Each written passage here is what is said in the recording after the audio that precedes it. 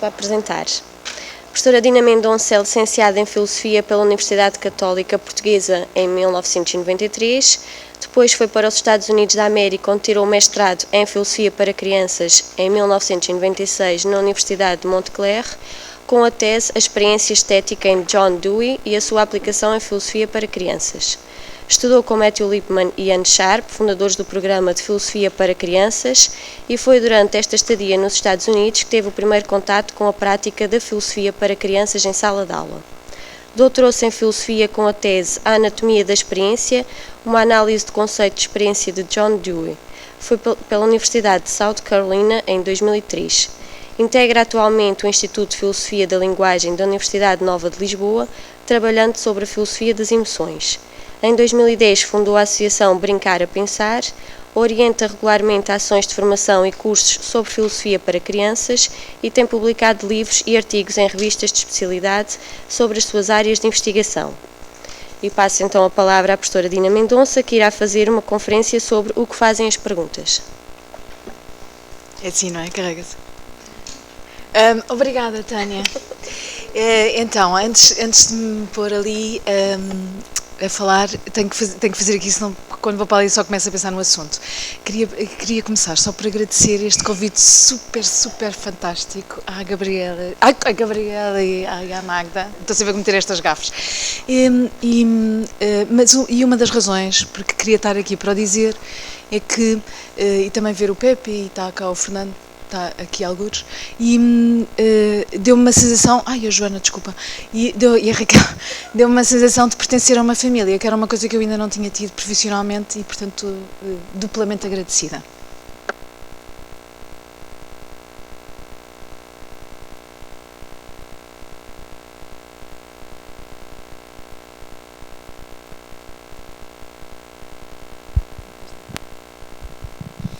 Ok, então eu vou falar sobre as perguntas, sobre o que é que fazem as perguntas, porque eu descobri, isto é horrível, desculpem, o que eu descobri com a prática é que a pergunta, que é por excelência vamos dizer, um privilégio dos filósofos, faz milagres na escola, e não há sítios nas escolas para fazer perguntas. Uma coreógrafa com quem eu às vezes trabalho, tem um trabalho lindo, se tiver alguma vez a oportunidade de ver, vale mesmo a pena, que é a Aldara Bizarro, quando lhe comentei com ela isto, ela disse, Dina, claro, eles na escola, eles só praticam as respostas. E eu, sério, pois é, que estupidez. Pronto, então, no fundo vem por aqui. Eu tentei ser o máximo, tenho um problema de excesso de criatividade às vezes, e então queria-vos falar um bocadinho da motivação. Foi a prática que revelou. Na minha primeira visita a uma infantil, onde estava o meu filho, e essa foi a razão porque a educadora me perguntou se eu conhecia o programa, e eu disse, que sorte, Maria João. Falar nisto, fazer publicidade ao meu livro. A Maria João, com quem escrevi este livro. E eu fui à primeira, eu disse, vamos tentar inventar material novo, não há muito, vamos tentar. Se eu não conseguir, vou usar o material que já está feito. E ela disse, ok, tivemos que escrever uma coisa à direção da escola, a pedir autorização nestes moldes, e fiz a primeira sessão. Só por curiosidade, há aqui alguém que nunca viveu uma sessão de filosofia para crianças? Ok, então, uma sessão é assim, os meninos sentam-se em roda, é muito importante sentarem-se em roda, e há várias maneiras de começar uma sessão. Pode-se começar por uma história, pode-se começar por um livro, há várias maneiras. Depois, às vezes, também depende do facilitador e do estilo do facilitador, faz-se uma lista de perguntas. E dessa lista de perguntas é que muitas vezes nasce o chamado diálogo filosófico. Mas há pessoas, como por exemplo, vou-me lembrar do Tomás, que começa logo com uma pergunta, vai logo com a pergunta no bolso e lança a pergunta. Há muitas maneiras de fazer. Depois desse vamos chamar de diálogo filosófico, que treina algumas coisas, vocês vão poder ter a oportunidade de ver, porque eu vou fazer uma parte pequena prática, tenho que ver o timing, senão não se usar demais. Vocês vão ver que tipo de técnicas é que se fazem, mas há também várias, não vou conseguir com certeza usar todas.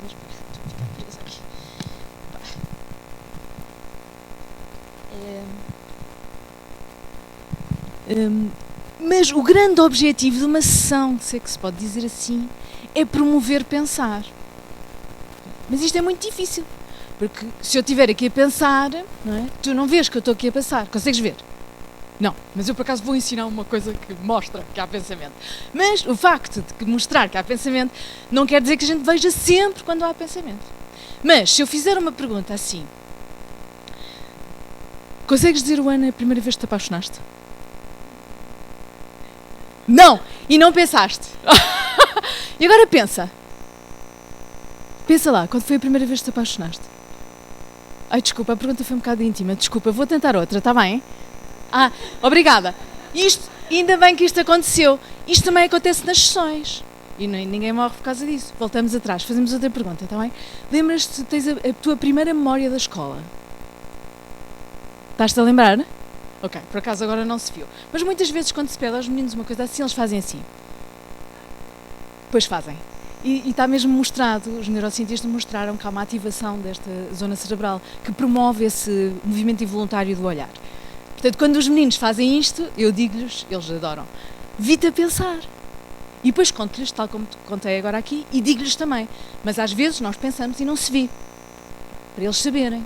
Mas este é o grande objetivo de uma sessão de filosofia. Ok, então, fui à primeira sessão, cheguei lá, vinha as perguntas e na vez seguinte ia trabalhar uma das perguntas. Tinha inventado um jogo, não sei o que, estava coisa contente. E eles estavam todos em círculo assim. E eu, o que é que estão aqui a fazer? Todos assim em círculo. E eles disseram assim, estamos a fazer o jogo das perguntas. E eu senti-me super estúpida. Não, o jogo das perguntas foi noutra sessão, e agora não vamos só trabalhar esta que eu escolhi. Mas eles queriam fazer perguntas.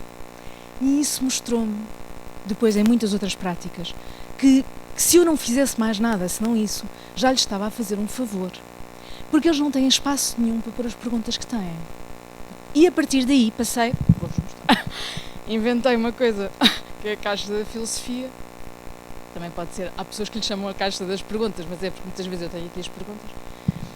E inventei isto, e muitas vezes nas sessões, quando faço uma sessão, ou por um assunto especial que me pedem, ou se faço uma sessão onde há muitas, ou só trabalhei uma pergunta, mas há muitas perguntas, peço aos meninos que escrevam perguntas, para pôr aqui na caixa, para eu poder trabalhar. Peço-lhes que ponham com o nome e com a idade. E tenho em casa um saco gigantesco, que às vezes olho para ele, outras vezes não olho. Vou só partilhar uma das minhas perguntas favoritas, isto é um tema, peço desculpa. Uma menina no 4º ano que perguntava, era anónimo, mas eu suspeito que era uma menina, mas posso estar enganada, perguntava qual foi a primeira vez que se fez amor em Portugal. Não sei se ele estava a dar Inês de Castro na história. Bem, portanto, faço este exercício de colecionar perguntas, mas embora seja bom para mim, porque fico com imensas perguntas de meninos, a verdadeira razão, a motivação por trás disso é porque eu sei que eles têm ali muitas vezes perguntas dentro deles e as perguntas são muito incomodativas e impedem o avançar, às vezes. Ora, como na escola não há lugar nenhum para eles fazerem isto, eles às vezes parece que ficam estupidificados pelas perguntas, às vezes gigantes, que têm dentro de si. Então dou-lhes uma espécie de, aí sim, terapêutica, para eles aliviarem um bocadinho. Pronto, e vou-vos, para ilustrar isto, e uma vez num 3º ano, fiz esta atividade e havia uma menina cuja pergunta dela era: quando é que os homens das obras tomam banho? Não, mas é que ela estava mesmo incomodada com aquilo. Agora as razões porque aquilo a incomodava já não sei. Mas a verdade é que as várias sessões que fui fazer, de todas as vezes que lá fui, a Nina tinha esta pergunta. Era muito interessante. E isso mostrou-me mais uma vez que esta prática de dar abertura para fazerem perguntas é mesmo uma mais-valia. Então desde aí decidi, uma das minhas missões na filosofia para crianças é mostrar isto. Agora vou mostrar a parte também mais teórica desta defesa. Ok. Então, o resumo vai ser assim, vou falar um bocadinho sobre as perguntas e porque é que as escolas não enlouqueceram, não é por acaso que eles não têm espaço para perguntas. Há razões e algumas das razões até são boas razões. Ai, desculpa, não estou a ficar. Estás a ver? Onde é que está a Tânia? Está aqui. Estás a ver? Estou nervosa, nota-se assim. Disfarce melhor, é só. Ok. Depois vou falar sobre o que é o hábito de questionar e depois de alguns momentos em que aparecem perguntas na filosofia, nesta prática da filosofia para crianças e, por fim, vou-vos dar alguns exemplos práticos. Tânia, ajuda-me. Tenho até que horas só para eu para falar? 12:30, é isso? Meio-dia, ok. Está bem, não, meio-dia. Tá bem. Pronto, obrigada. É para eu ter tempo para fazer um bocadinho do jogo com vocês, porque não há nada como viver mesmo. Gostei muito de ouvir o Pepe. Eu estava a dizer, eu às vezes desligo, nunca lhe tinha prestado atenção, me estou a sentir culpada. Ok. Então, a escola não tem espaços ou momentos para cultivar o ato de perguntar, ok, mas há razões para isso. As perguntas não aparecem porque começa por um problema que até é quase ridículo, mas é um problema pedagógico. Muitas vezes, quando os adultos, fazem perguntas a pessoas mais novas, as perguntas não são perguntas, são ordens, são sugestões impositivas. Pronto, e eu costumo dar sempre o mesmo exemplo, que tenho que arranjar outros capítulos, é um bocado cansativo, mas quando um adulto pergunta a um menino na infantil, ouve-se muito: queres ir à casa de banho? Isto não é uma pergunta verdadeira. É, vai à casa de banho. Para a Joana não é preciso, porque a Joana levanta-se e vai. Ok, então, isto significa que eles estão a começar a aprender o mundo. Eles são esponjas, absorvem tudo. Então absorvem também isto. Que as perguntas nem sempre são perguntas, muitas vezes são ordens. E nós, mesmo adultos, se fizermos, se por acaso notarem na vossa vida, vamos dizer, de maturidade, agradecia que me enviassem um e-mail, porque era bom ter um exemplo. Mas a minha convicção é que mesmo na nossa vida adulta, isto é uma coisa que tem a ver com a socialidade da linguagem, e há uma série de regras implícitas, e nós também usamos isso muitas vezes assim. Pronto. Quando eu digo, queres ir tomar um café? De facto, o que eu estou a dizer à Joana não é um pedido, é vamos tomar café. Okay. Então, há um uso ambíguo para já. Mas, talvez este segundo pior, as perguntas incomodam. Como, que sorte que nos aconteceu isto há bocado. Incomodam, porque às vezes este não era o lugar para perguntar esta pergunta. E quando às vezes as perguntas aparecem no lugar errado, não é? Há um reter, não é? Eu não quero entrar neste jogo de responder a isto. E isso acontece nas perguntas em geral. E como, vamos dizer, a ontologia da pergunta ainda não está completamente trabalhada, ainda não sabemos bem como mexer isto, não é? Que perguntas é que eu posso usar em que momento?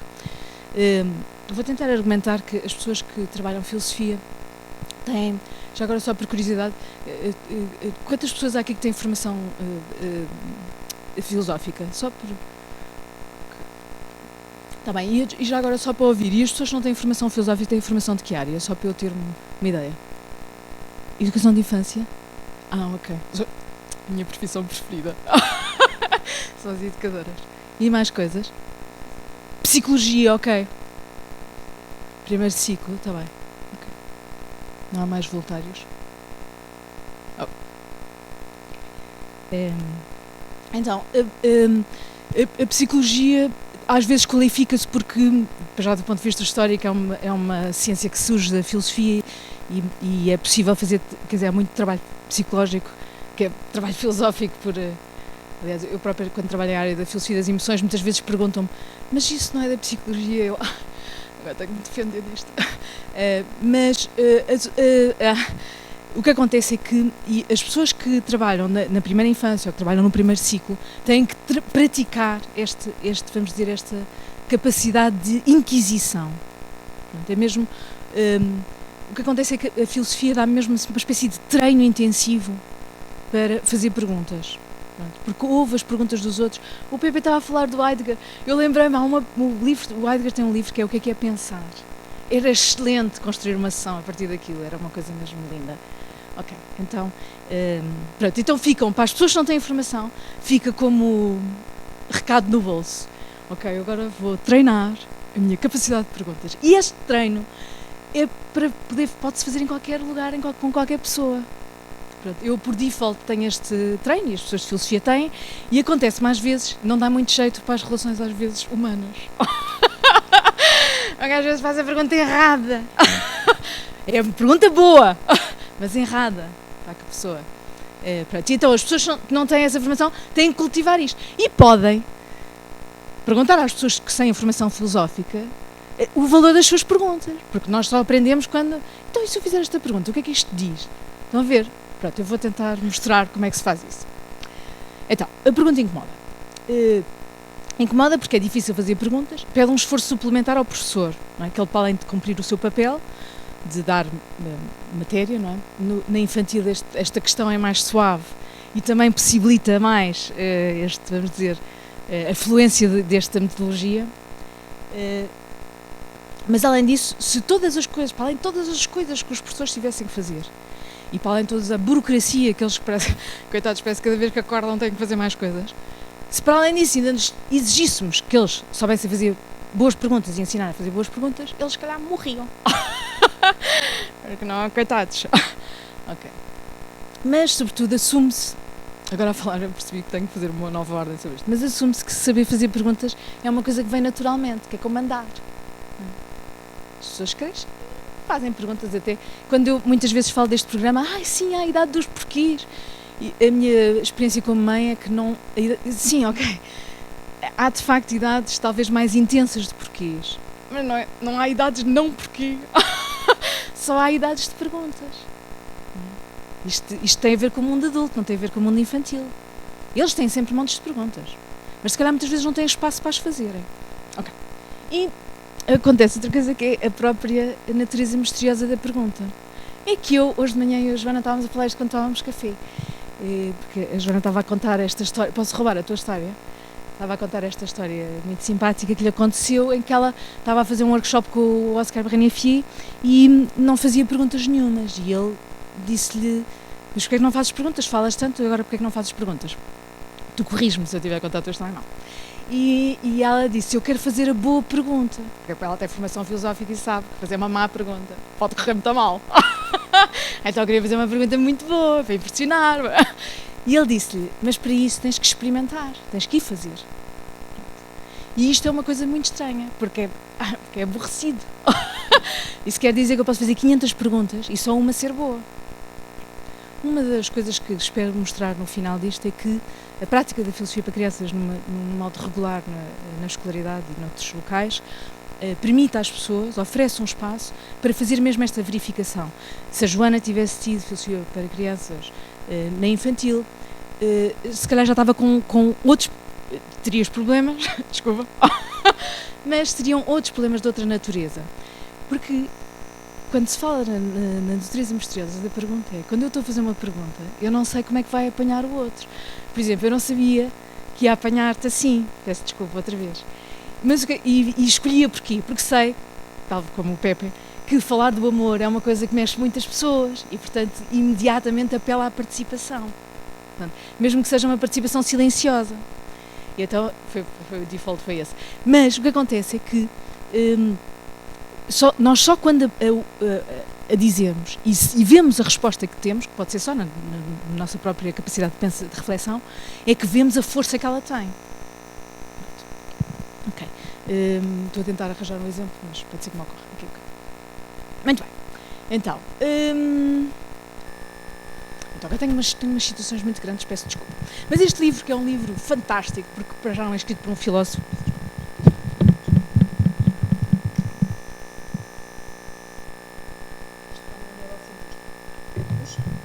Os neurocientistas, neste momento, são a voz da autoridade.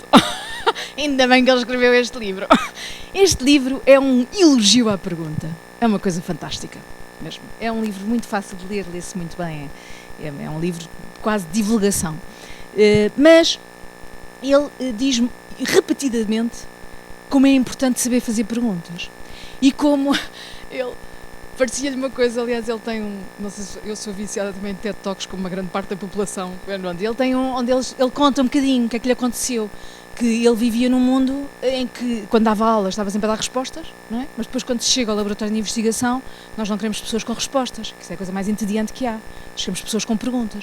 Mas nós passamos uma escolaridade inteira a treinar só a dar respostas, depois de repente exigimos às pessoas que façam perguntas, e ainda por cima, a esse nível já, que façam boas perguntas. Quer dizer, estamos muito mal apanhados. Portanto, ele faz este livro que é um elogio, ele chama-lhe um elogio à ignorância, mas de facto a ignorância é invisível. Só é visível quando nós fazemos perguntas onde a vemos. Pronto, então ele diz, eu tenho este problema, tenho que resolver, que tenho sempre citações a mais e depois não as leio todas, mas... mas estão a ver, eu pus esta porque ele cita o Sócrates. Eu fiquei, que lindo! Ela vai citar o grande... Então... e portanto vou-vos só dar o final. Portanto, os grandes cientistas, os pioneiros que admiramos, não estão preocupados com os resultados, mas com as perguntas seguintes. Claro que ele diz isto, quer dizer, como ele é neurocientista, pode dizer isto. Claro que se ele não tiver resultados, não, as perguntas não valeram nada, não é? Portanto, é uma espécie de metáfora aqui. Mas, de facto, o que ele está a apontar é que, uma vez que o caminho de investigação chega a uma closure, a um término, a coisa mais importante é que perguntas é que isto me trouxe. E muitas vezes só se sabe o valor disso depois de passar por um processo longo. A vantagem é quando se tem 5 anos, o processo longo pode ser só 3 semanas. Quando se é adulto tem que ser um bocadinho mais. Mas depois desse processo longo de investigação de um assunto, quando chegamos ao fim e temos uma sensação de closure e temos uma sensação de respostas, temos sobretudo também uma sensação de o que é que são as perguntas que nos indicam o caminho no futuro. E isso é super importante. E ele, neurocientista, diz... Ok.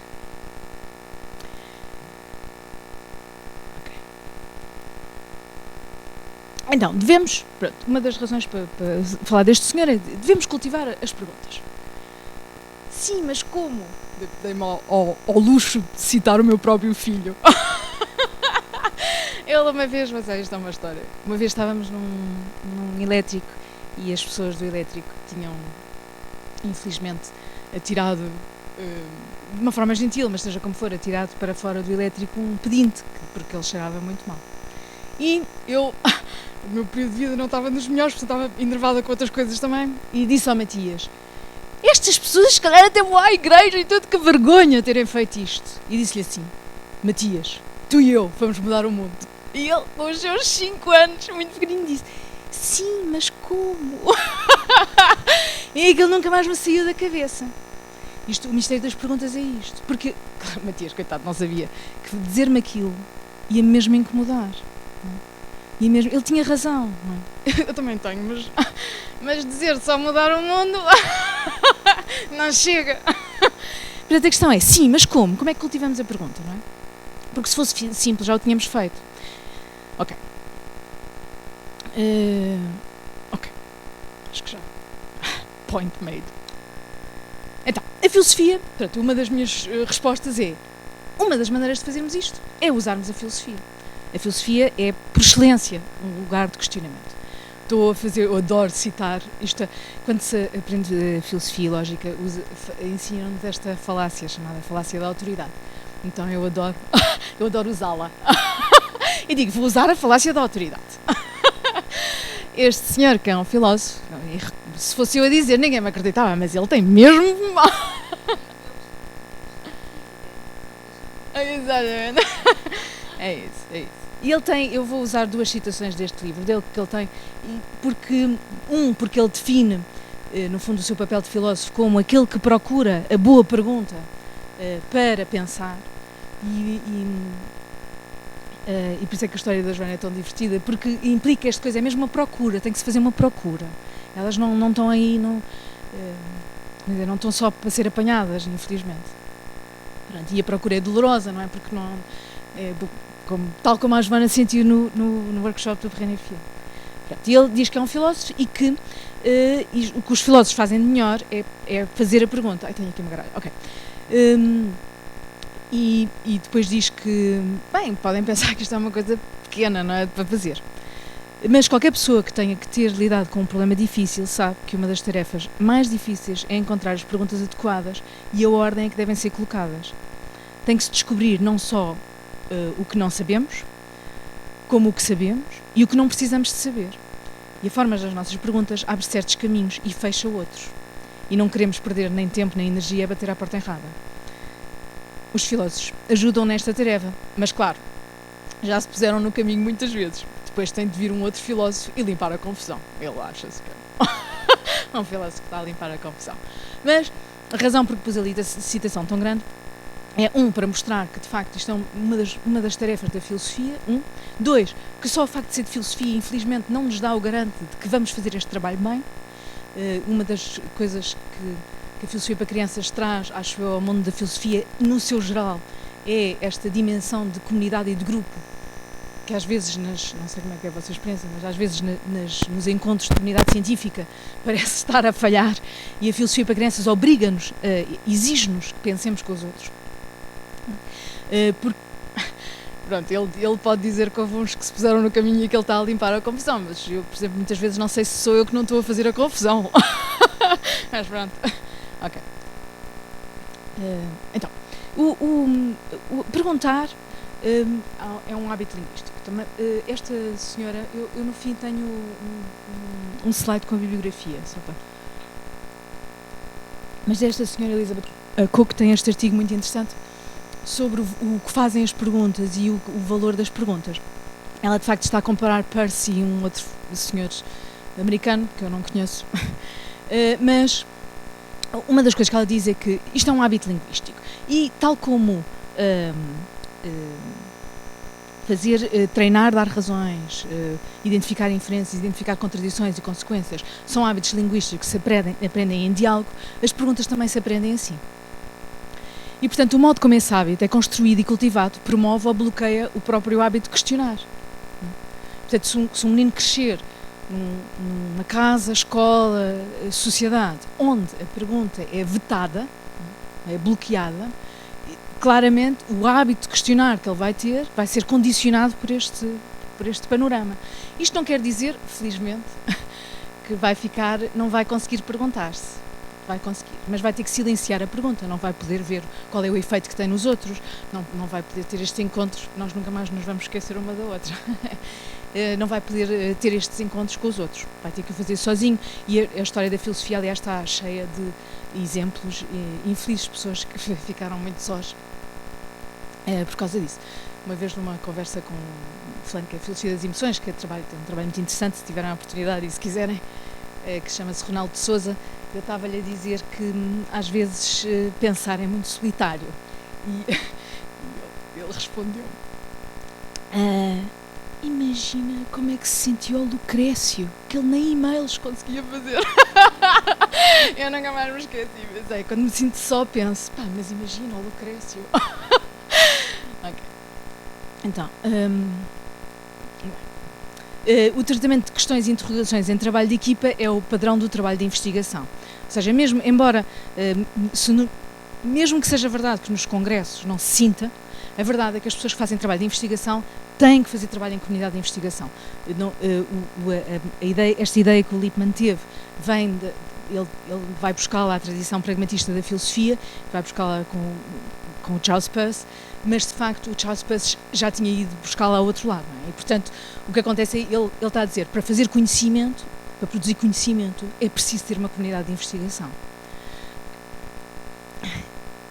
Então, e para viver é preciso fazermos perguntas. Portanto, quem não experimentou, cultivou, explorou o mundo das interrogação, fica menos capaz de fazer perguntas quando estamos numa sala de aula, fazer perguntas quando vamos ao médico. Este é um dos meus argumentos para mostrar que se deve dar filosofia para crianças a toda a gente. Porque quem já esteve num médico sabe que não fazer a pergunta-chave no momento-chave pode significar, por exemplo, a falta de tratamento de uma condição.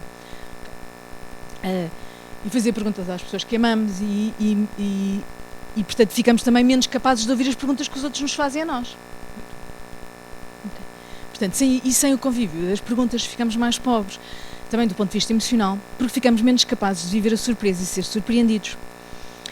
E, consequentemente, com menos hábitos de refocalizar a nossa atenção. E menos capazes de ter esperança. Ok, vou fazer por partes. Somos menos capazes de ser surpreendidos e a surpresa é uma emoção, do ponto de vista da teoria das emoções, muito interessante, porque redireciona a nossa atenção. Isso quer dizer que nós podemos mudar de ideias ou mudar de caminho quando somos surpreendidos por algo. Como a emoção da surpresa tem um efeito de amplificação de tudo o que vem a seguir, desde a emoção até percepções, até ideias que apareçam, como essas coisas ficam ampliadas, nós temos, não só por um lado redirecionamos a nossa atenção, como ela está mais capaz de trabalhar aquilo que nos é dado, seja pelo mundo, seja pelos outros. Essa é a primeira. Mas de facto o artigo da Cook mostra que quem não sabe fazer perguntas ou quem não pode fazer perguntas fica com a esperança bloqueada. mesmo em perguntas, isto é uma das minhas partes preferidas do artigo, mesmo das perguntas que não têm a resposta. Ou seja, se a Joana me fizer uma pergunta que não tem a resposta e eu ficar aflita, posso mostrar-lhe que não tem a resposta de várias maneiras. Posso dizer, como eu própria já disse como mãe às vezes, agora não temos tempo para falar sobre isso. Ou então posso dizer, essa pergunta é muito boa, mas eu não tenho resposta para ela. Ou posso dizer, vamos hoje à noite conversar ao jantar sobre isto. A minha nova metodologia. Okay. Então, a razão por que se deve. Portanto, a prática do questionamento é decisiva para a apreensão de conhecimento, para o cultivo da esperança, para a capacidade de diálogo, para a relação com os outros e para o cultivo geral da reflexão. E argumentamos que as perguntas de teor filosófico são as melhores que promovem esta aprendizagem do conhecimento. E fui novamente buscar o Dennett, porque ele aqui mostra que... agora de repente não sei se eu pus na bibliografia, desculpem. Ele aponta para o facto de há pessoas que estão fora do nosso círculo de diálogo. E estas pessoas que se recusam a dialogar connosco, o Pepe tem esta estratégia de adota a atitude de quem não está no diálogo, não é? É uma possibilidade. Mas a coisa mais importante a retirar disto é essas pessoas que não estão no diálogo também fazem parte do diálogo. E é precisamente porque não fazem parte do diálogo que é da nossa responsabilidade, nós que estamos em condição de diálogo, de as trazer cá para dentro. E porquê? Porque, em última análise, então, são questões de vida e de morte que estão em causa. Eu, às vezes, quando ouço as pessoas falarem sobre as várias profissões, penso, isto é uma injustiça, porque os professores também são profissões de vida e morte. Pronto. E coitados, porque não têm, não são tão bem pagos como os médicos, mas além disso, não lhes é reconhecido este valor, esta capacidade que eles têm, não é? De transformar a vida de um menino. E estranhamente, mesmo a filosofia de crianças, às vezes mesmo singularmente, faz isto. Vou fazer um autoelogio encoberto, agora que já disse, já não é autoelogio, já não é encoberto. Mas uma vez numa sessão de uma infantil, era uma infantil dos 4 anos, eu já tinha trabalhado com a educadora em várias ocasiões e estas visitas são visitas feitas com a Câmara de Cascais, mas são muito singulares e, portanto, fui e lemos uma história, depois lemos a história do carro de bombeiros, que é uma história, já agora, não é uma história boa para usar num primeiro impacto, mesmo para as meninas, porque fala de presentes de Natal. E então, eles tinham que fazer perguntas e eles às vezes não têm perguntas para fazer, porque como eles não têm o hábito linguístico de ter momentos de fazer perguntas, a primeira resposta que eles têm é: gostei muito da história, o não sei quantos, o João tinha um carro muito giro. Pronto, então fazem o chamado comentário à história. Isto, quem vai de visita só nos diz o seguinte: estes meninos não fazem perguntas sobre histórias e por isso não sabem fazer, claro que se conseguem fazer, mas não sabem fazer. E é apenas dar espaço. Uma pessoa vai 2 ou 3 vezes e eles depois começam logo a fazer, porque eles percebem logo: para lá, eu com esta tenho que fazer perguntas. E é muito engraçado, às vezes, as educadoras, que no fim eu digo: mas olha, eles não fazem perguntas é porque eles não estão habituados a fazer isto. E uma educadora disse-me assim: mas eles fazem montes de perguntas, eles dizem que gostaram imenso do livro e que a história tinha umas imagens muito giras. Mas isso não são perguntas. Mas é bom, porque temos este momento. Às vezes nós só vemos, as educadoras não me deixam mentir, estão aqui, eu aprendi isto com a Maria João, posso dizer. Quando alguém novo vai à nossa sala, nós vimos a sala com outros olhos. Porque quando nós estamos na sala temos de estar sempre em ação, não é? Porque eles são super criativos, têm uma energia brutal. E portanto, se nós não tivermos a ação, eles enlouquecem. Mas quando outra pessoa vai e fica com esse papel, não é, de dirigir, vamos dizer, o que está a acontecer, a educadora, ou a professora, não? Digo educadora porque foi o meu trabalho mais próximo, tem o privilégio de poder ver o seu grupo como exterior. Claro que ela não é completamente exterior, não é? Mas há qualquer coisa que se ganha com isso, não é? A educadora que me disse isto não estava a ser mal intencionada, estava mesmo a dizer aquilo que ela pensava. Mas porquê? Porque ela nunca tinha tido ninguém de fora a ver e a dizer aquilo que eu disse. Quando ela está dentro, eles dizem aquilo e ela trata aqueles comentários como perguntas. Trabalha aquilo como pergunta e depois responde, não é? Portanto, ela nem sequer estava a perceber daquilo que ela própria estava a cultivar, sem querer. Ok. Então, na filosofia para crianças há imensos momentos para fazer perguntas, é fantástico. Então, estou quase a chegar à minha parte prática, fixe. Então, Há os momentos para fazer perguntas, às vezes quando se começa uma sessão, começa-se por fazer esse colecionado de perguntas, há pessoas que têm metodologias diferentes, eu como devem imaginar depois daquilo que eu disse, sou absolutamente fã de começar com perguntas. Depois, saber que há mais perguntas do que aquelas que podemos refletir é uma das... quando se faz uma lista de perguntas, elas são imensas. E mesmo quando se fazem, uma das coisas que fiz num trabalho no 6º ano foi chegar e começar. Mariana estava de férias e no workshop vou trabalhar isto. Uma das perguntas que surgiu nessa atividade. E depois a frase acabava. E a Mariana pensou na pergunta. Depois não estava pergunta nenhuma. E o desafio era: que pergunta é que a Mariana pensou quando isto lhe aconteceu? Porquê? Porque às vezes, quando nós estamos a não fazer nada, que também não nos acontece muitas vezes, e o mundo contemporâneo encarrega-se de nos ocupar cada vez mais, aparecem perguntas que estão aqui mesmo profundas, não é? E são os momentos em que nos confrontamos connosco próprios. E então eu queria um bocado apanhar e apanhei coisas lindas como existem pessoas imortais, foi uma das que trabalhei porque é lindo. Desculpem, perdi-me, estava tão entusiasmada. E nós tínhamos 109 perguntas. Eles estavam histéricos. Eu nessa sessão não fiz mais nada, são isso. E fui com algum à vontade porque tenho já esta experiência que mostrou que o ato de perguntar é muito decisivo. Pronto, claro que não podia depois não fazer mais nada com aquilo. Mas numa sessão de filosofia para crianças, mesmo que não se trabalhe todas as perguntas que ali estão, é super importante para eles, mesmo quando eles têm 3, 4, 5 anos, que eles não leem, eu escrevo na mesma, no quadro. Para eles é super importante. Eles memorizam. A minha é 4, a do João, quando é o amigo especial, é a 6. Eles memorizam e ficam com aquilo. E é como se é uma espécie de aceitarmos que há mais perguntas do que aquelas que nós conseguimos responder. Quando eu me dedico a pensar nisso, penso, é que a vida deles está repleta disso. A nossa também está.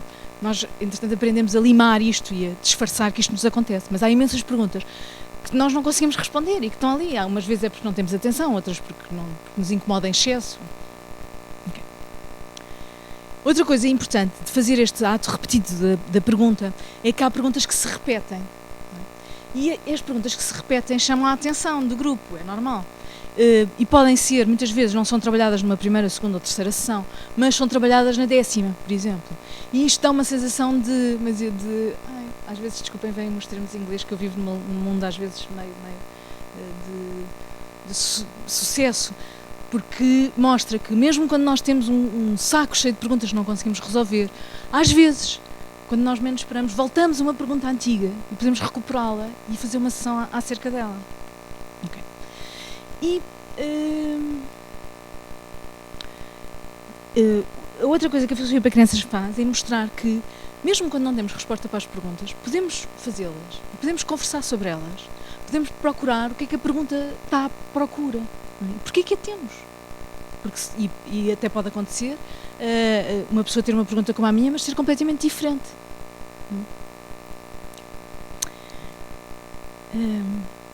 Então, o que vos vou fazer...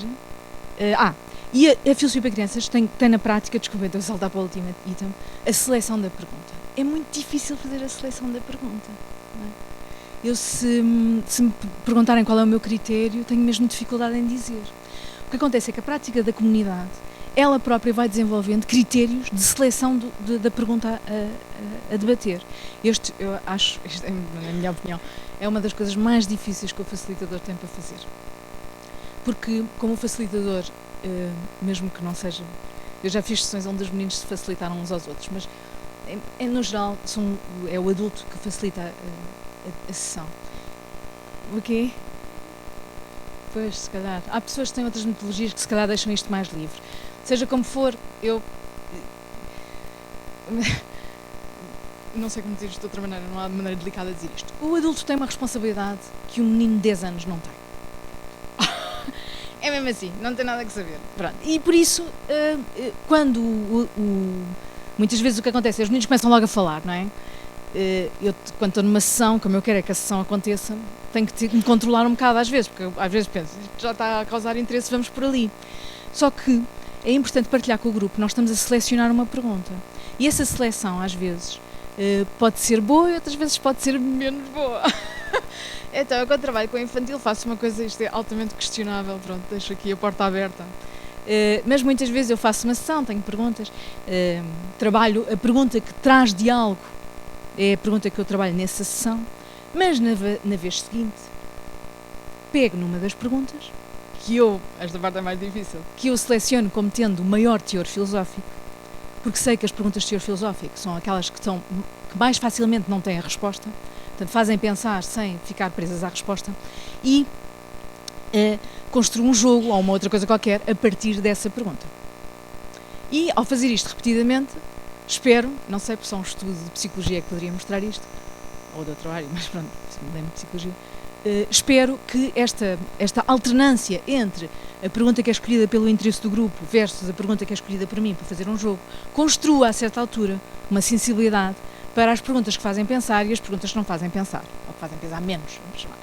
Pronto, então, tenho aqui, agora esta parte vou ter mais dificuldade. Então, faço, para promover isso, uso esta coisa, isto vem do Lippmann, eu desse ponto de vista sou altamente clássica, porque vem do Lippmann e da Anne, este uso destes cartões que eu vou usando à medida que o ano letivo avança, sendo que a palavra porquê, eu chamo-lhe a palavra mágica da filosofia. Também tenho uma história linda assim. Qual é a palavra mágica da filosofia? Se faz favor. Porque a pergunta mágica da filosofia faz pensar. Então, muitas vezes, quando vou a uma sala, vão poder também viver isso ao vivo na sessão do workshop, apresentamos-nos, eu peço uma coisa e depois peço que me digam porquê. Esta primeira parte, acho que isto vou deixar para o workshop, senão começa a alongar-me. Ok, então, mas tem um papel, mas tem a ver com esta coisa das perguntas e de pensar. Então, agora vou-vos mostrar o jogo, não estou a conseguir fazer as duas coisas. Vou tentar fazer alternado. Queres-me dar a fazer a minha? Obrigada. Parece uma coisa de magia. É magia? Ok, obrigada, Magda. Então, vou-vos mostrar um jogo de filosofia. Sim, eu tenho. Eu no workshop prometo, mostro-vos os cartões e partilho as variações deste. Então, vou passar. Este tenho que fazer sem coisa, tenho que passar. Então, passo.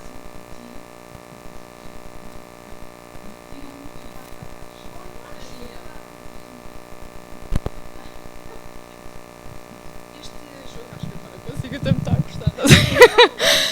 Então, este jogo chama-se. O que é uma pergunta? Joga-se assim. É bom, para a infantil é muito bom.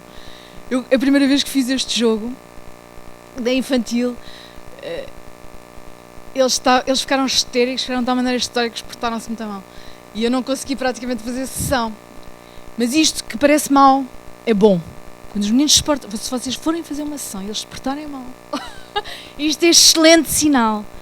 Porque pensar faz mexer, porque incomoda. Pronto. E eu às vezes digo-lhes, estão a ver como estão a ter dificuldade em estar quietos? É sinal que estamos a pensar. Se não estivéssemos a pensar, estávamos aqui quietinhos. Ups. Bem, então, o jogo, portanto, eles portaram-se muito mal, mas depois a Maria João fez com eles esse jogo e correu muito melhor, claro, porque apesar de tudo, ela tem um savoir-faire, não é por acaso que eu costumo dizer. Às vezes a Maria João diz-me assim, oh Dino, eu não consigo fazer sessões como tu estás a fazer, pá. E eu digo, Maria João, claro, eu também não consigo ir para uma sala como tu vais, não é? Portanto, correu muito melhor, mas uma das coisas mais belas que aconteceu nessa vez que ela fez esse jogo, nós encontrávamos antes para tomar café e ela disse-me, ai pá, Dina, eu acho que não consegui fazer aquilo. Opa, olha, eu no fim, eu própria já não sabia o que era uma pergunta. Eu disse, olha Maria João, já ganhei o dia. Porque se há coisa que mede, que é uma boa sessão, é o próprio adulto, em princípio, que tem um arcabouço intelectual muito maior, em princípio. De repente ele próprio começa a ficar na dúvida. Será que isto é mesmo uma pergunta? E como é que eu vejo que é uma pergunta? E como é que é? E se não houver o ponto de interrogação? E se não houver a intuação? E se o outro não estiver a fazer assim, para eu...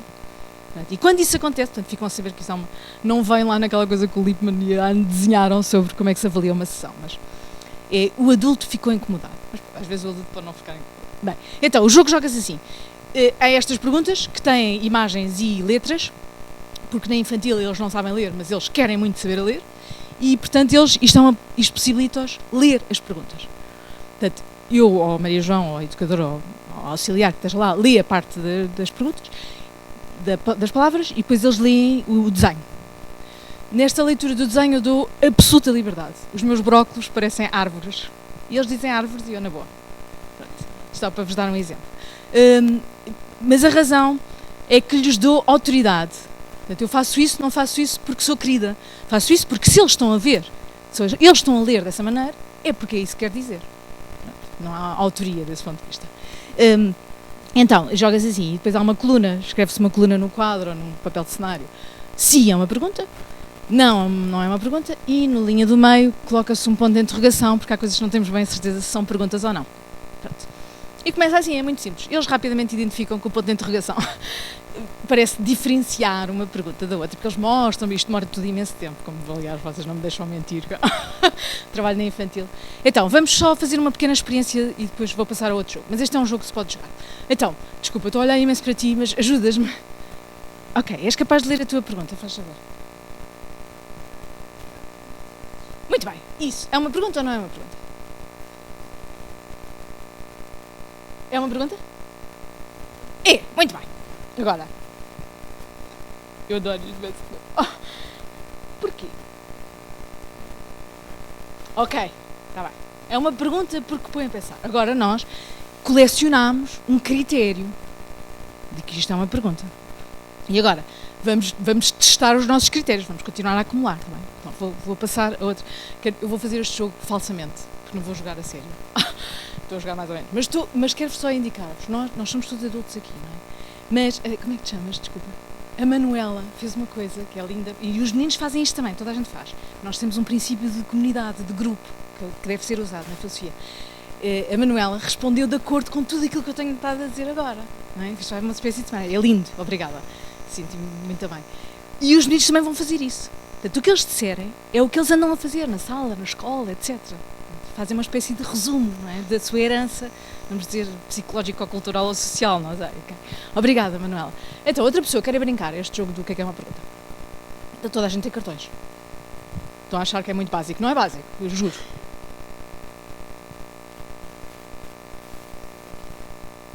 Ok, boa. Muito bem. É uma pergunta ou não é uma pergunta? É uma pergunta. Porquê?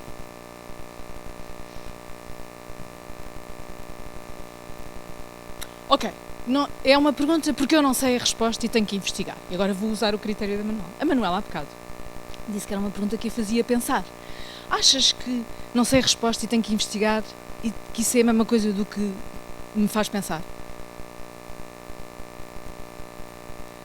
Eu digo. O default disto é que quando tu dizes, acontece milhares de vezes a seguir. Mas pronto, é a partilha do conhecimento. Sim.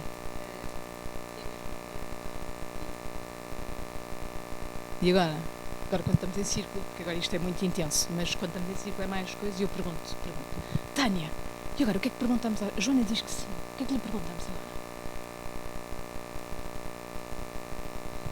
E isto não é para pôr as pessoas aflitas, nem os meninos. Perguntamos-lhes porquê. Oh, obrigada, Tânia.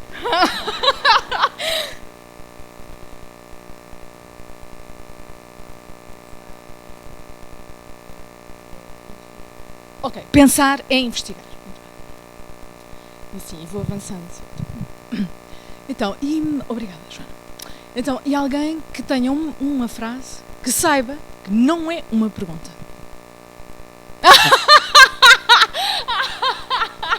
Foi lindo, desculpem, vocês quando estamos em círculo vemos estas coisas todas, mas assim não dá.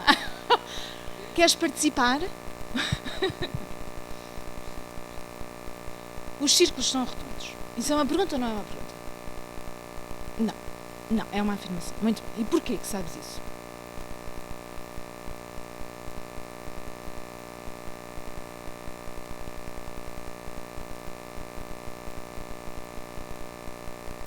Porque é do conhecimento comum que os círculos são redondos. É? É por isso que sabemos que não é. Ok. Está bem, obrigada. Agora vou speedar. peço desculpa, porque agora vou só mostrar como é que usava este jogo sem o usar, está bem? É fazer batota. Peço desculpa, mas é que tenho mais 2 para mostrar e queria-vos mostrar. Agora eu pegava nisso e ia ver se a resposta... Mas reparem, eu entretanto já fiz na minha cabeça, já pensei, mas também é do conhecimento comum quantas cores tem um arco-íris. Portanto, eu agora vou verificar se este critério da não pergunta funciona aqui ou não. Pronto.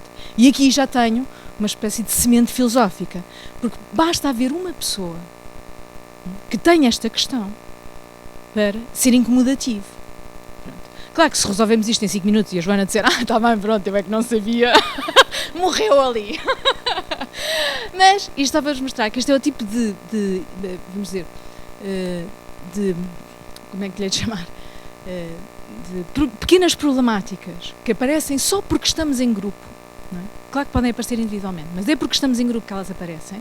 Nós verificamos os critérios do que é uma pergunta, do que é não uma pergunta, e quando nos confrontamos, de repente faz pensar isso. Agora tenho que justificar à Joana. Não é? E porquê que a Joana, se é do conhecimento comum, não é? Como é que a Joana não sabe? E o papel do facilitador deste ponto de vista também é crucial, não é? Porque se o facilitador arruma logo ali a questão, passa à frente, agora vamos passar, agora já resolvemos isto, vamos passar, morreu ali a intenção do pensar. Portanto, a ideia é, quando há inconsistências, então agora vamos cultivar isto, como é que isto nos faz pensar e que tipo de problemas é que existem. Essa é a parte mais difícil. Ok, vou mostrar o outro, senão não consigo. Este outro jogo tem 2 partes. É um jogo e está altamente complexo agora porque tem milhares de perguntas agora.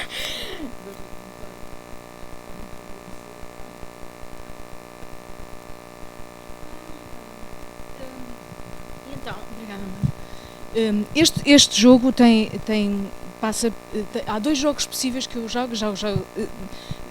De facto, este mais pequeno é o que uso na infantil, mas não vejo razão para fazer alguns destes outros que vos vou mostrar na infantil, ainda que talvez seja preciso ter alguma continuidade de sessões antes de fazer.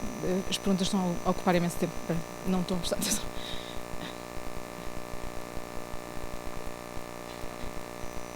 Então eu faço 2 tipos de jogo com este conjunto de perguntas, aos quais acrescentei perguntas dos meninos. Obrigada, Marta. O primeiro jogo é o que é que fazemos com as nossas perguntas. E a razão por que juntei as perguntas dos meninos é que depois de ter uma sessão em que tínhamos 109 perguntas, eles estavam muito contentes, um menino disse assim, Dina, mas e agora o que é que fazemos com estas perguntas todas? E eu, que tenho este jogo já há imenso tempo, pensei, que sorte a minha! Não tive que estar a sofrer, que a pergunta é que ia usar. Vou primeiro fazer o jogo das perguntas. O que é que fazemos com as nossas perguntas? E então faço assim, começo por perguntar o que é que fazemos com as nossas perguntas e coleciono uma série de coisas que fazemos. Ir à internet, falar aos pais, há assim várias coisas. E depois digo, como as coisas na filosofia, temos que testar o pensamento. Vamos testar. E então distribuo as perguntas e digo, então vamos ver se fazemos isto com estas perguntas. E o que acontece é que as perguntas de teor filosófico não há nada... Bem, eu nesta sessão tinha coisas como deixamos para o infinito, porque eles percebiam que eram perguntas que não davam, não é? Mas assim que uma pergunta aparece, Raquel, desculpa, serves-me como... não, desculpa, não, então, eu agora vou-vos dizer, isto é uma coisa que o facilitador vai fazer, que eu vou fazer agora, já vos vou tentar, se tiver tempo, para explicar porquê, e que não evita-se fazer. Pronto, porque isto é o mesmo bully do filósofo. Não vamos começar por essa. Mas eu já vou tentar dizer as razões. Então, quem é que tem uma pergunta que acha que não é filosófica? Muito bem, obrigada. Muito bem, Jesus viveu mesmo na Terra. Ok, porquê que achas que não é filosófica?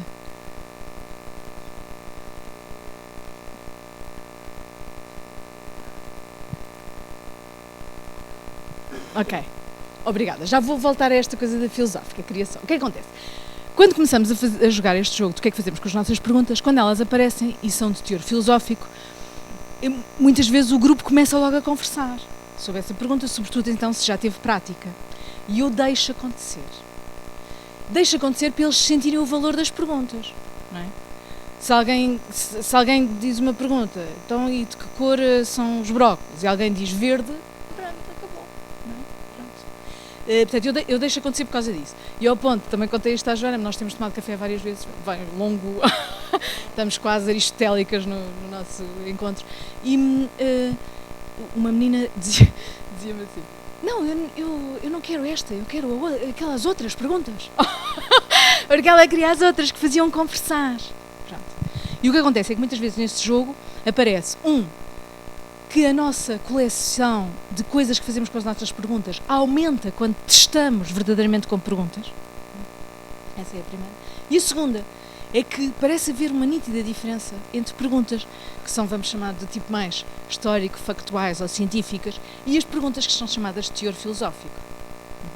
Sendo que algumas, agora vou ter a opinião, algumas que são ambíguas. Por exemplo, a pergunta da Raquel, lê lá. Há zombies! Pronto. Isto numa turma de 6º ano dá uma grande conversa que não é filosófica, que tem a ver com as coisas que eles veem e os filmes e não. Mas de facto ela aparece aqui porque há um argumento sobre o problema da consciência que trabalha esta entidade, o que é um zombie. E essa é a razão. Há uma mistura. Pronto, e há outras. Quem tem uma pergunta que é classicamente filosófica? Só para nós. Obrigada, sim. O que há a seguir à morte? Ok, muito bem. Já agora só por curiosidade, porquê que achas que é filosófica?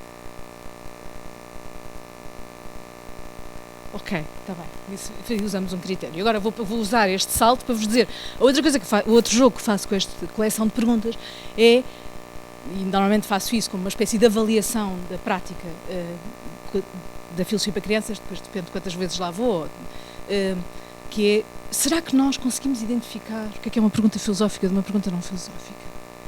E assim faço uma espécie de recolha do que é que eles acham que estão ali a fazer. E se eles me disserem só, estamos a conversar e divertimos muito com os outros, que eles felizmente não dizem só isso, eu fico a saber que aquilo foi superficial para eles. Não, aquilo não vale, pronto, é porreiro, mas não é isso que eu estou a fazer, não é? Para isso, aliás, não é preciso ter um curso de filosofia. Há muitas pessoas capazes de fazer conversas boas. Mas, ao tentar identificar os critérios do que faz uma pergunta filosófica ou não, que eu às vezes costumo lhes dizer assim, os filósofos babavam-se com este jogo, porque eles próprios têm dificuldade em responder, não é? Posso-vos dizer que agora, em outubro, vai haver um concurso de um artigo sobre o que é filosofia. Ainda andamos nisto. Eu adoro. Ok, e portanto este jogo é passível de ser jogado com várias idades, nunca experimentei numa infantil, portanto tinha que ver, não sei se é completamente possível. E o facto de eles não conseguirem participar na leitura faria grandes diferenças. Olha, um quarto. Ok, bem, então.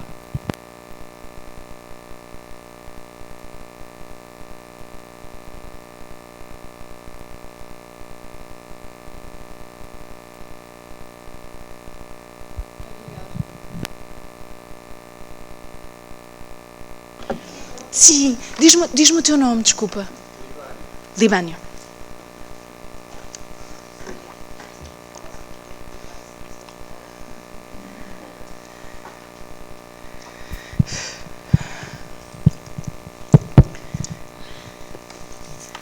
Eu sou um simples leigo nesta matéria. Ok.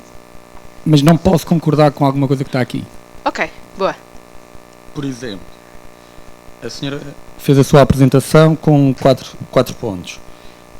O primeiro é as perguntas. Sim. O segundo é o hábito de questionar. Sim. Embora o sentido das duas palavras seja semelhante, o objetivo é bem diferente.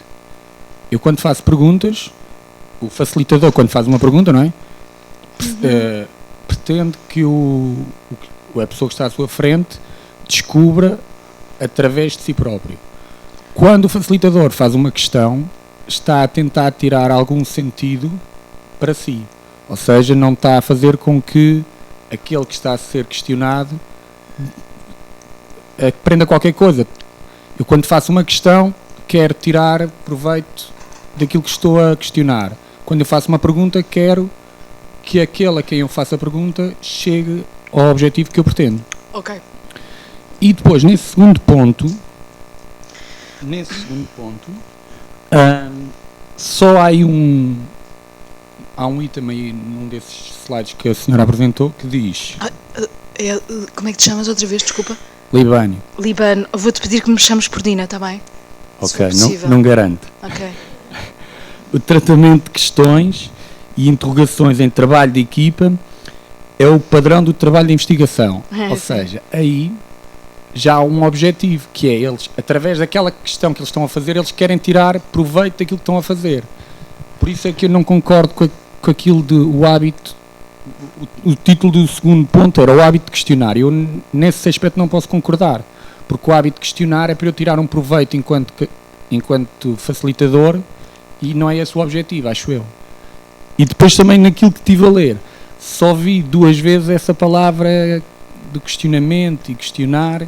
Uma foi com o Cook e outra foi com o Dennett, acho eu. Ok. Por isso, sendo eu um leigo, acho que não concordo com isso, e se calhar a senhora tem argumentos para me rebater. Ok. Então, obrigada, Libano. Então, deixa-me começar por dizer, esta minha insistência do nome não pode parecer uma coisa inocente, mas não é, de facto. Quando nós nos tratamos pelo nome, tratamos-nos como seres humanos. Quando eu ouço dizer a senhora, pois já tenho vontade de virar para trás para ver quem é esta pessoa que esta pessoa está a falar.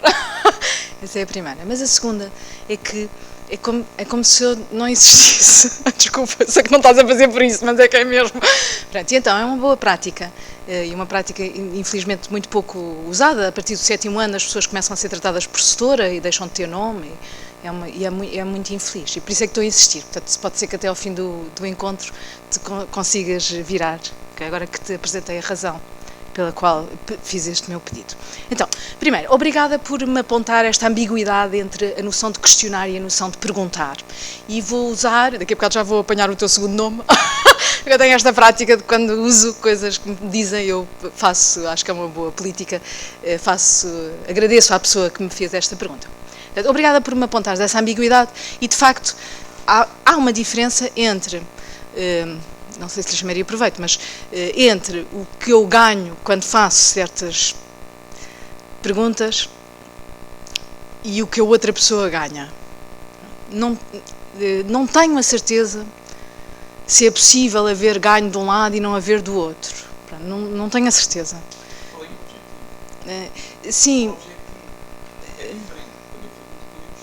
Pois, eu percebo, e percebo que há uma ambiguidade. A minha resposta assim mais simplória é eu quando pergunto, como só tenho o objetivo de fazer pensar, não sinto essa ambiguidade. Pronto, e por isso é que não a apanhei. Mas acho que há, de facto. Mas obrigada, vou dizer o objetivo, eu tinha aqui proveito. E a única coisa que posso dizer sobre isso neste momento, pelo menos, é que o papel de facilitador é difícil e é preciso um treino longo. E uma das razões passa por o modo como as perguntas não são inocentes. Muitas vezes, quando um facilitador faz uma pergunta, ele já está à procura de uma resposta. O seu objetivo já está determinado. E isso, infelizmente, do ponto de vista dos meninos, não é ok, porque eles estão a desenvolver-se e estão em mundo de riqueza. Mas para o sucesso da prática é mau. Porque eles são experts em ler o que uma pessoa está à espera, o chamado objetivo. E por isso é que eu digo que não sei se pode haver ganho de um lado, ou quer dizer, se pode haver objetivo cumprido sem que a pessoa que tenha questionado tenha também ganho, como é que tu disseste, retirar algo para si. Então, é que estou mesmo com dúvida desse ponto de vista.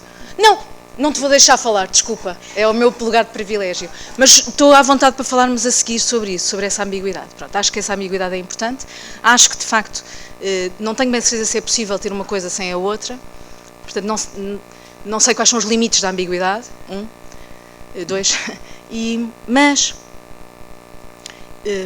aproveito essa oportunidade para poder dizer que de facto o facilitador não é inocente quando faz tanto perguntas como faz questionamento numa sessão, e que é da máxima importância o facilitador estar ciente dessa problemática. Portanto, há perguntas que calam. Quando o objetivo é fazer pensar, perguntas que calam não são bem-vindas, não é? Calam no sentido de bloquear, não é? Mas as perguntas que promovem, eu fiz uma pergunta à Joana, ela teve que pensar, e pensar significou que ela não pôde responder logo. Portanto, quando cala desse ponto de vista, é bom, fez pensar, não é? Portanto, obrigada, essa é a primeira coisa. A segunda, sobre o padrão de trabalho de investigação. Pois é.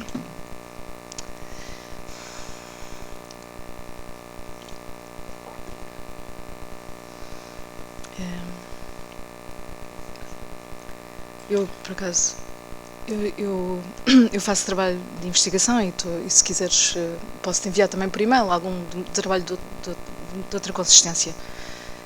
E uma das descobertas que fiz, e sinto-me super infantil, embora tenha 44 anos, sobre isso, é que a maior parte das pessoas que me rodeiam e estão a fazer o mesmo que eu, de facto não trabalham em comunidade. E isso para mim foi uma coisa... Eu nem queria acreditar, o quê? Eles na física não podem fazer isto. É que não podem mesmo. E, portanto, de facto, esta noção de trabalho de investigação e de haver proveito... É verdade que há pessoas que têm empregos, mas quem por qualquer razão acabou no mundo da procura do conhecimento, não é? A este nível de investigação, de facto, este proveito, claro, é importante, mas não há nada de mais enervante do que ter uma boa ideia e não ser reconhecido por ela. Pronto. E muitas áreas de conhecimento testemunham isto, não é? As pessoas que não foram reconhecidas logo. O que eu conheço mais é o mundo da física, porque são as pessoas que eu conheço mais que trabalham essa área, e muitas vezes os físicos dizem que quando as ideias são novas demais, eles começam-se logo todos a fechar. Mas, embora eles se fechem, como há esta mais-valia de que, para tirar verdadeiro proveito científico, é preciso haver comunidade de investigação, eles nunca podem fechar completamente as portas. Pronto. E a filosofia para crianças, vamos dizer, faz uma mímica desse procedimento de investigação científica, que está testemunhado em várias... felizmente não fui eu quem inventei isto, ainda bem, porque senão estava-me a sentir mesmo doida. Mas posso dizer que quando as pessoas começam a trabalhar em movimento de investigação de grupo, o trabalho melhora de qualidade gigantemente. E vou aproveitar para dar um exemplo, como estamos aqui. Imagina, tu tinhas-me feito esta pergunta, não é? E disseste, não concordo, não posso concordar com a senhora, e não sei o quê. E que eu te respondi, não pode concordar, mas eu estou a fazer isto. Eu estava a bloquear a comunicação. Não é? Portanto, sim, está bem, mas não, ficávamos os dois mais pobres, não é? Pronto, e o objetivo não é ficarmos os dois, acho eu. A riqueza do conhecimento passa precisamente por fazer o oposto disto.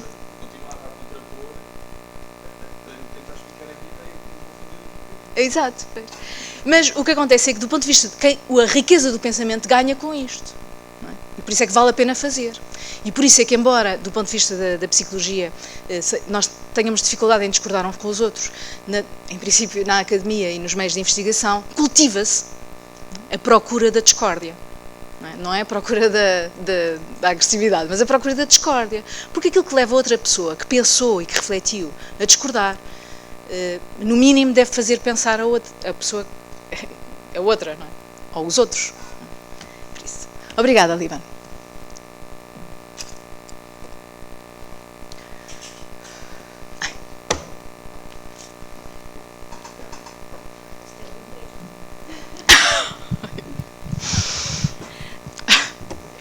Dina. Ai. Acho que... tá. Dina, eu achei muito interessante esta ideia de que, de facto, as escolas à partida não terão este espaço para o questionamento. Eu acho que eu trabalho numa escola, confronto-me com isto na minha prática diária e também foi um dos motivos que me fez candidatar-me a este curso pós-graduado.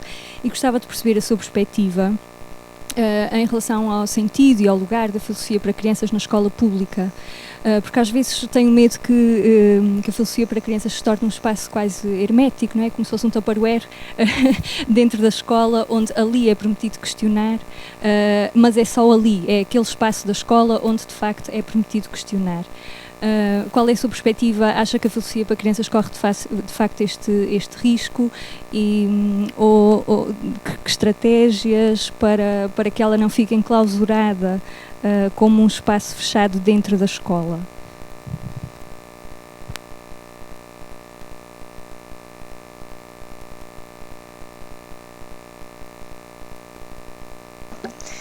Ok, obrigada. Pois, como neste momento, a filosofia para crianças ainda tem o desafio de entrar na escola, pronto, talvez os profissionais estejam um pouco preocupados com isso por essa mesma razão. Porque como ela ainda nem sequer entrou, pronto, ainda estamos, e quem é que vai fazer, e que tipo de treino é que deve ter, e vai haver supervisão, e não vai haver, e como é que devemos fazer, portanto, há uma série de problemáticas, e por isso essa é a primeira. A segunda é que sim, tens toda a razão, claro que não pode ficar só ali naquele sítio, mas pela mesma razão que é muito difícil dizer, às vezes, por causa deste desafio do artigo do que é a filosofia, porque eu ando cá com uma gana de fazer qualquer coisa, mas não sei se vou ter tempo. E a razão é porque penso assim, mas às vezes as pessoas estão a fazer trabalho, olha, na física, não sei o quê, e nós dizemos que é trabalho teofilosófico. E porquê que dizemos isso? Coisa tão esquisita, porque as pessoas não são filósofas e não vão roubar o lugar aos filósofos. Ainda bem, porque eles são super eficientes. Então, o que é que faz a diferença? E era bom saber, porque isso permitia, por exemplo, dizer assim, numa sala uma vez, fui visitar um terceiro ano, que estavam a fazer trabalho de projeto. E então, havia vários grupos, e aquele grupo que era sobre a Terra, não tinha feito 0. 4 meninos, nada. E a professora escolar, muito chateada, então não fizeram nada, tiveram que... Nós não conseguimos concordar sobre como é que nasceu o mundo. Portanto, nós sabemos que há uma história, mas eles estavam à procura do princípio da vida, tal como o tal, dizia. E eu achei, que máximo, porque o que aconteceu é que, vamos dizer, a pergunta de teor filosófico, porque há uma resposta que não é de teor filosófico, não é? É esta pergunta.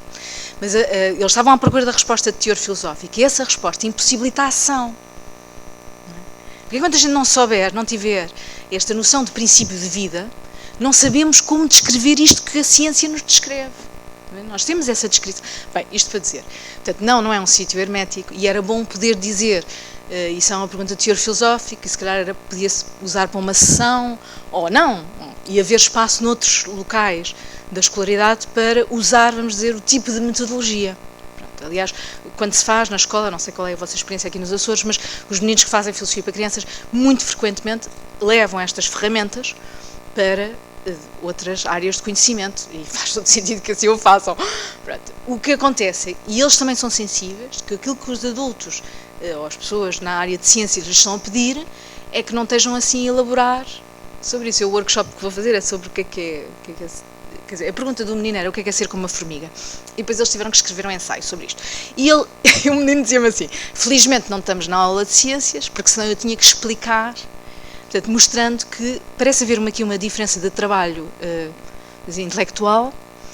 Não é muito fácil dizer qual é essa divisão de trabalho, até porque os filósofos continuam a perguntar-se o que é a filosofia. Portanto, isto significa que os próprios teóricos têm dificuldade em responder a essa pergunta, mas causa alguns problemas, e um dos problemas que causa é este. É onde é que está o limite, não é? O Lippmann achava que toda a escolaridade devia ser feita assim. Eu, quando o ouvi, porque a vantagem de ser mais velha, podia dizer que se era mais nova. Eu era mais nova, eu pensava, eu acho um disparate, que horror. Então, a escola toda assim. Mas eu, quanto mais faço isto, mais penso, bem, não sei, se calhar.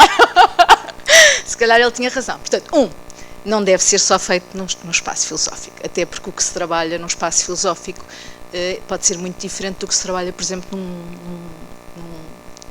espaço terapêutico.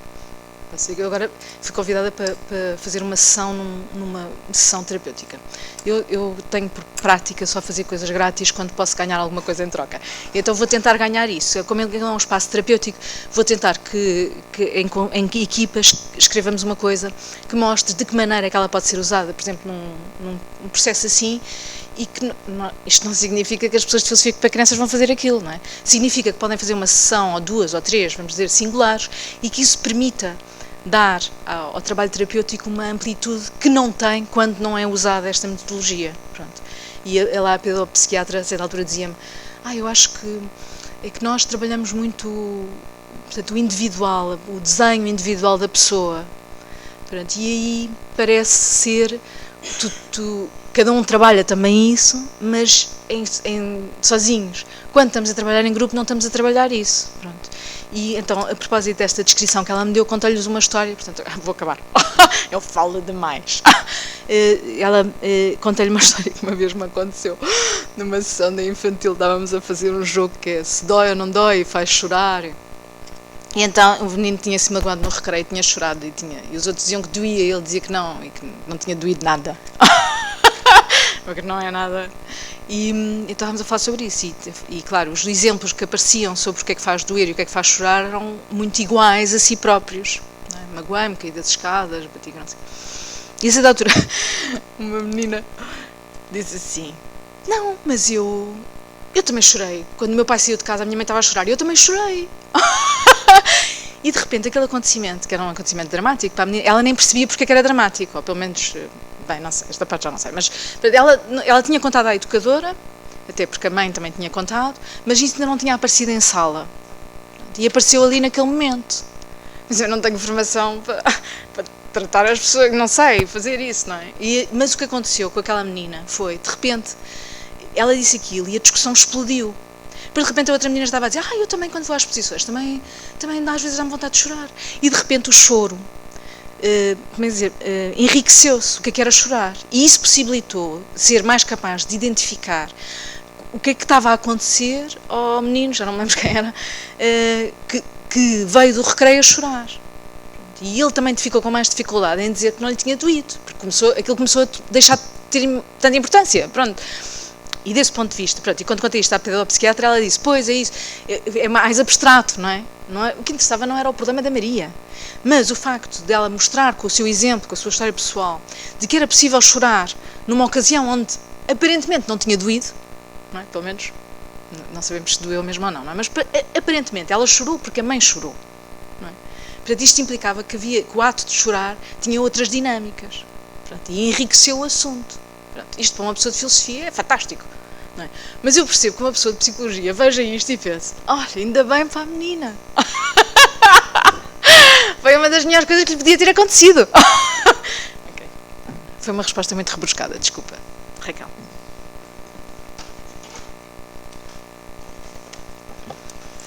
Vamos dar por terminado o nosso debate. Agradeço a todos os participantes, em especial à professora Dina. Obrigada, Tânia. Pela sua excelente apresentação e pelas atividades práticas, como professora foi muito enriquecedor. E vamos para o almoço.